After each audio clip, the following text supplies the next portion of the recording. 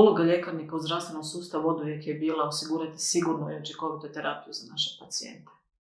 Svo vrijeme koje provedemo u razgovoru s njima izdajući im lijekove, provjeravajući doze, provjeravajući interakcije i savjetovanje o pravilnoj primjeni lijeka, nažalost, zdravstveni sustav bilježi samo kao fakture za lijekove. Potrošnja za lijekove raste iz godine u godinu, dolaze nam sve skuplji lijekovi, no količina zdravlja koju smo kupili za taj novac i ishodi liječenja naših pacijenata se ne poboljšavaju. Što više, troškovi za komplikacije liječenja svih kroničnih bolesti u Hrvatskoj rastu već godinama. Pacijent putujući kroz zdravstveni sustav obilazi različite liječnike i specijaliste koji im propisuju terapiju. Pacijenti sa svom tom terapijom odu kod liječnika obiteljske medicine koji im te lijekove propiše na recept. U tom trenutku u zdravstvenom sustavu nastupa ljekarnik.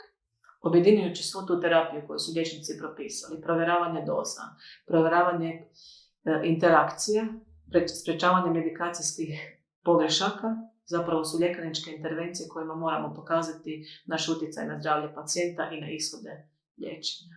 Upravo taj prikaz slučajeva iz prakse, bilježenje i evidentiranje naših ljekarničkih intervencija je prilika da pokažemo svu raskoš našeg znanja, ne samo o lijekovima na recept, nego o svoj drugoj terapiji koju pacijenti uzimaju i da je prikažemo zdravstvenom sustavu koji će na kraju i drugačije vrednovati naše znanje.